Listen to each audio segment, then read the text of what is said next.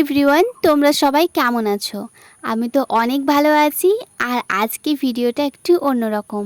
মানে আমি অনেক দিন পর আমার ছোটোবেলার সেই দিনগুলোকে আমি ফিল করতে পারছি। কেননা আজকে আমি পরেছিলাম আমার দিদার শাড়ি। ছোটোবেলার দিনগুলো কিন্তু খুব মনে পড়ছে।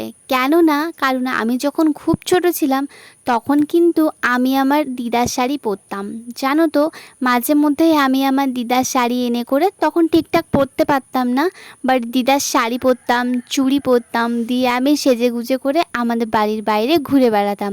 তাই অনেক দিন পর আমার সেই ছোটোবেলার দিনগুলোর কথা খুব মনে পড়ছে। ছোটোবেলায় কিন্তু নিজের শাড়ি ছিল না, তাই মায়ের শাড়ি, দিদার শাড়ি, মামির শাড়ি এগুলো পরে পরে করেই আমি দিন কাটাতাম।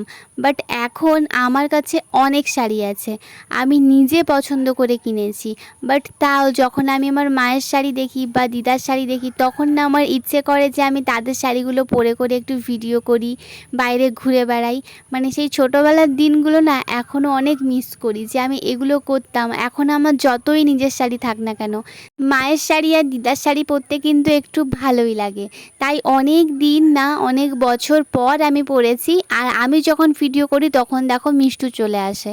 মিষ্টু তো খালি পায়ে বাড়ি থেকে ছুটতে ছুটতে চলে এসছে, জুতো পরেনি, একদম ধুলো বালির মধ্যে এসে করে আমার শাড়ির আঁচল ধরে টেনে টেনে আমাকে নিয়ে যাচ্ছে। মানে ও এখন সবসময় আমার সাথে থাকে, কেননা আমি যখনই ভিডিও করি ও তখনই চলে আসে, মাঝে মধ্যে আমার ক্যামেরাও ধরে দেয়। আর ও এখন আমার সব থেকে ভালো একটা বন্ধু হয়ে গেছে, মিষ্টু। ও সারাক্ষণ আমার সাথে থাকে। আর দেখো আমাকে টেনে টেনে কোথায় নিয়ে চলে যাচ্ছে। বলছি ছাড়, আমি ভিডিও করব না, আমাকে ছাড়ছে না, আমার আঁচল ধরে টেনে টেনে নিয়ে চলে যাচ্ছে। আচ্ছা, আমাকে আমার দিদার শাড়ি পরে কেমন লাগছে কমেন্টে কিন্তু জানিও। বাই।